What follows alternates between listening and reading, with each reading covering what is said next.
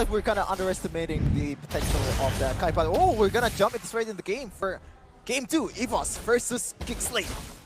Beloy steals it again. I don't know what to say. And you can no already way. see the adjustment from Taz, right? Into the purple buff first. He knows, you know what? This is the one I need to be securing with Retribution if Beloy wants to invade. A boy, though, very aggressive early on, gonna get knocked up. Hijime still prioritizing the wave and actually will lose out in the trade. Ooh, interestingly enough, Arashi, Brans is actually going for that Weapon Master instead of killing spree, knowing that the team kind of lacks damage. He wants to get any kind of instant damage. Oh, you mean Kikadera? Oh, Chadera, yeah, I'm sorry. Like, Yes. before this, it's Brans, but yeah, that's what I said. Weapon Mastery Brody. We'll see if this really helps him out in the late game. It's definitely gonna help, but how much? And if it's gonna be enough or not, we'll just have to wait and see. Dreams out of the constructive blast, the Akai will be providing so much more wave clear, and that is part of the reason why Geek Slate were able to be so much more active around the map in game number 1. So with this Akai pick, we'll see if that will supplement that, as now Taz already trying to get revenge on the Beloyski. Might be successful, has the flicker, gets out, 1 HP! Woo. No more follow-up from the side of Evos Legends. Taz might actually be looking for it as Beloy pops in the recall. Dreams not going to be there in time. Chadera is able to actually lane pretty well here. Up against Brands, not too bad, but he's already going to get pinched down in lane. Gets a basic attack down onto Dreams, who's looking for a knock-up. 4 members and rotated up top. Here it is, Chadera. Can he outplay a 4v1? Flickers out, but Hijime is right there to make a first blood. That's the whole cannon minion lost for Chadera. Cheesy play, but on the other side of the map, Geek securing the turtle without any contest whatsoever. Titans will not be able to do anything here. Then he might not proactively use that retribution for him, and looking for a blue buff as well. So Geek Slate, they're looking for something else instead of just losing that gold laner in the top lane. Good job for them. So jungle block and Taz might just be walking into a trap, but he walks away. He senses that something is wrong right there.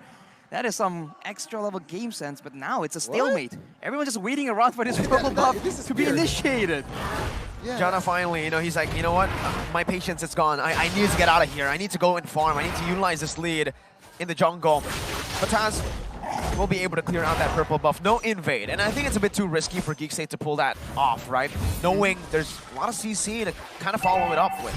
Yeah, definitely. As also, there's not much Geek Slate members on the area just now, but I love the hesitation from Dreams going in.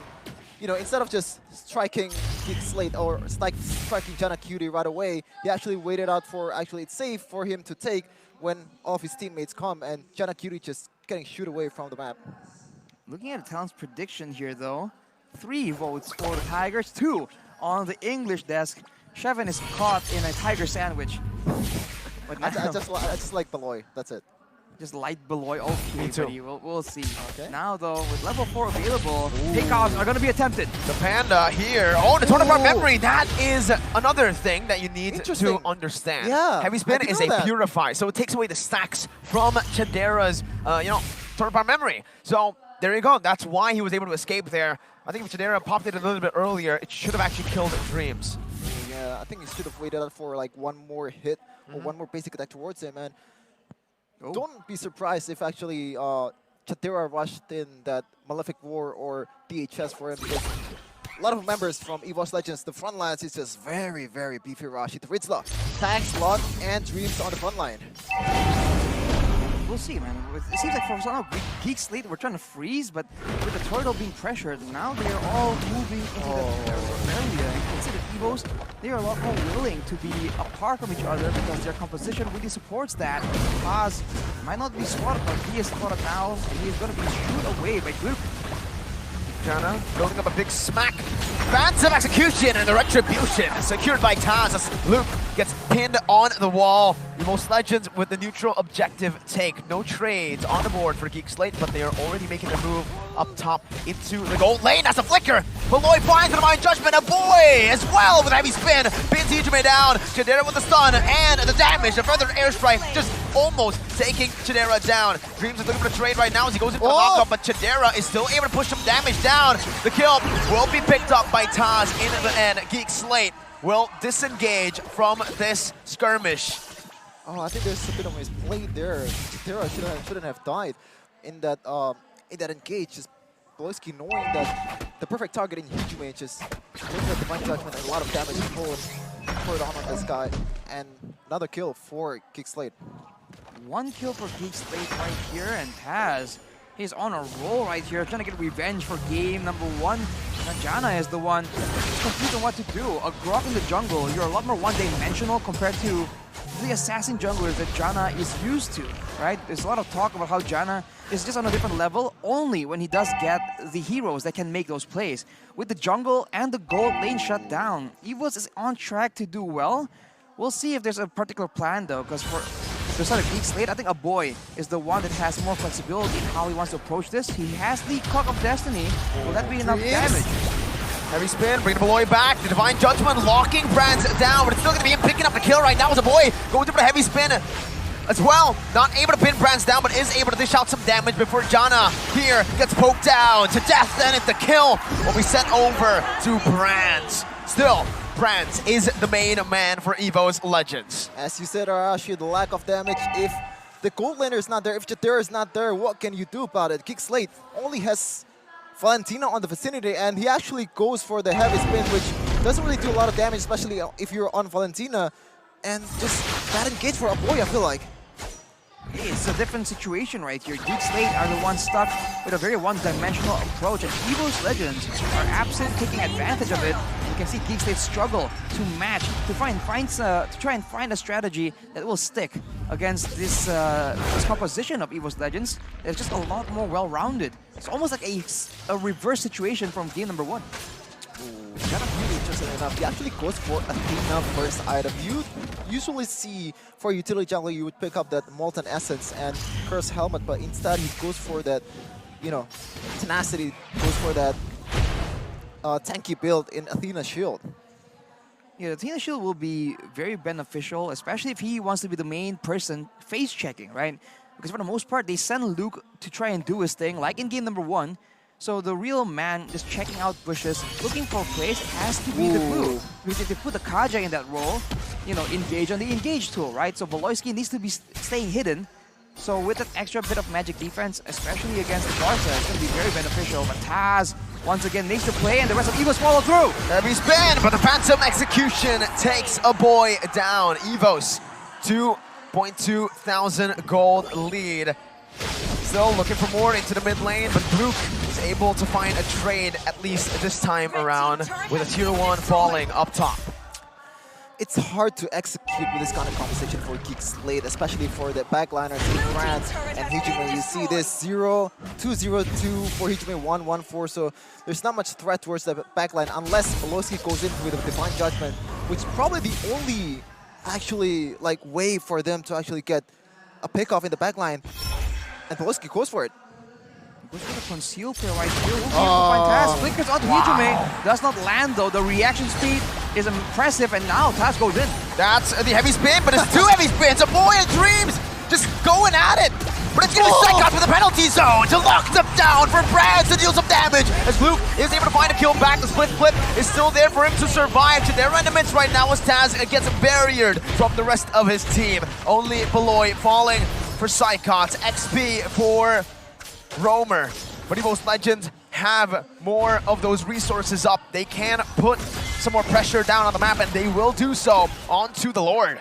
Oh, Brands, there's no hesitation whatsoever, man. Every time Dreams goes for it, Brands is the first person to actually follow it up. And I like that confidence. This is why Evos Legends trust this guy completely. He's kind of the MVP already in the regular season. We'll see if that actually stays true, but this guy, something to watch out for.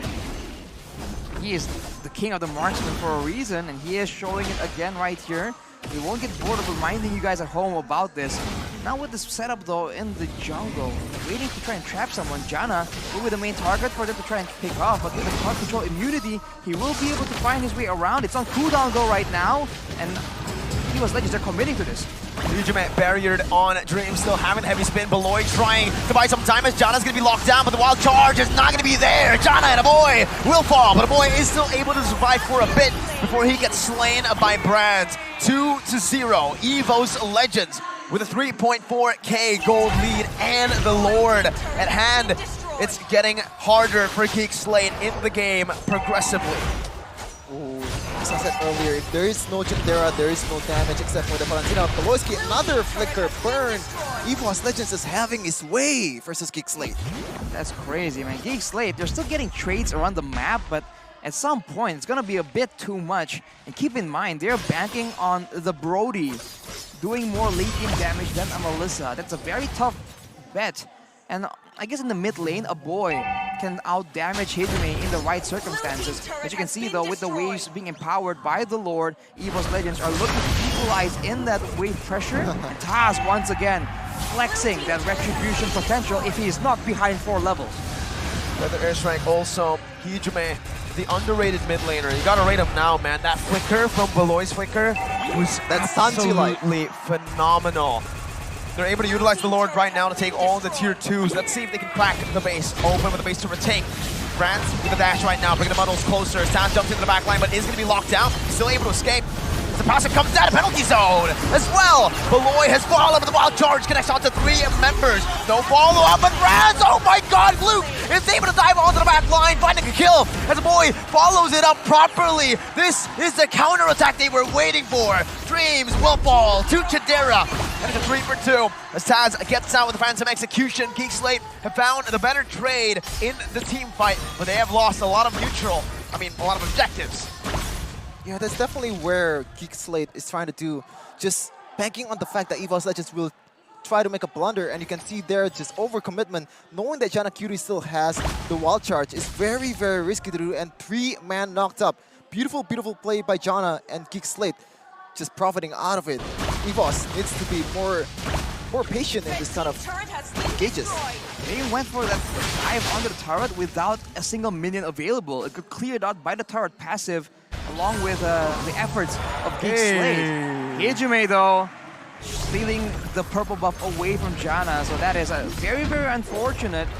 And now, it's still a 2.7k gold lead. It's definitely not as massive as Geek Slate in game number 1, but it's something that Evos Legends is putting to good use. And keeping in mind their composition, Geek Slate, they have to try and do something a bit more unpredictable now, because at this point, I feel like there's enough damage for Evos Legends to just play reactively, and as long as they don't expose brands too early, getting picked off like we saw in that bottom lane fight, they can really cruise to an easy victory here.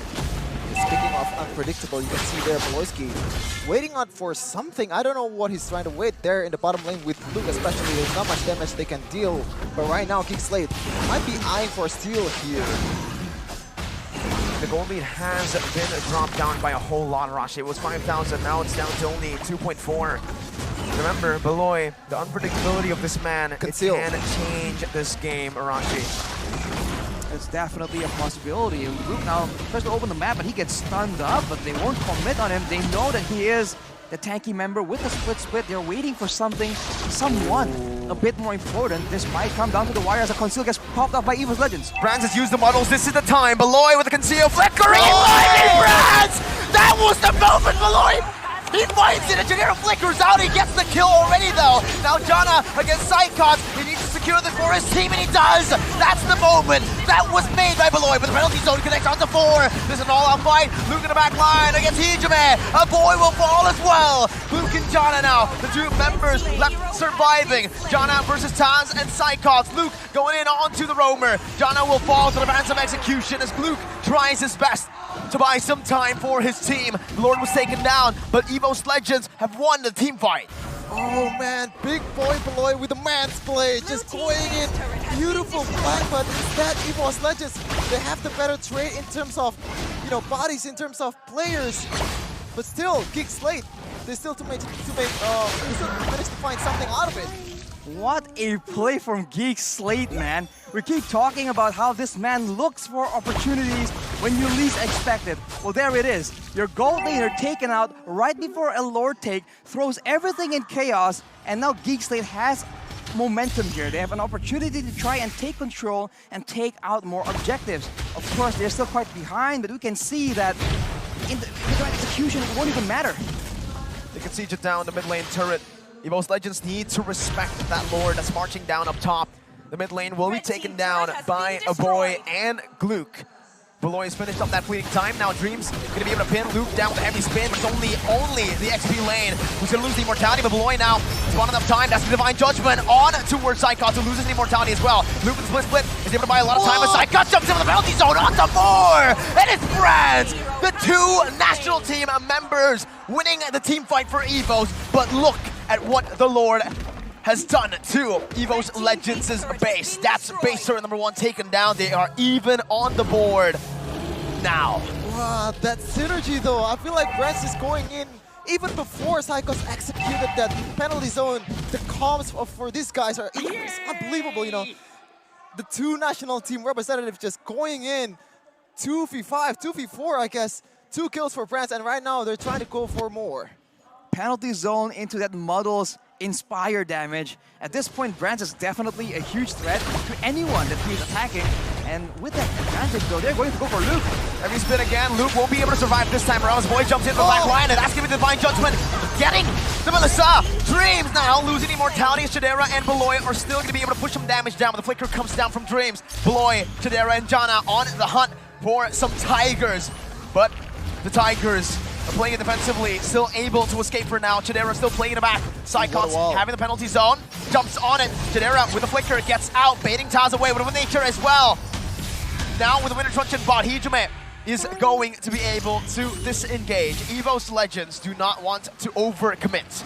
Oh, Brands fell for it once again. Just Beloyski looking for the perfect opportunity to get this guy off the board. Glass cannon. 2 kills. Right, I was just about to mention Beloyski. the in-game equipment by Dunya Games here. Look at Brands with no defensive items at all. It has been the cause of many defeats for Evos Legends in the past, and he is gonna gamble on it again right now. Sure, Evos requires some damage, but not badly enough for Brands to go Glass Cannon. With the Lord coming up, with the waves pushing sort of evenly, Geek Slate are the ones trying to push Evos Legends into an uncomfortable setup here for the Lord.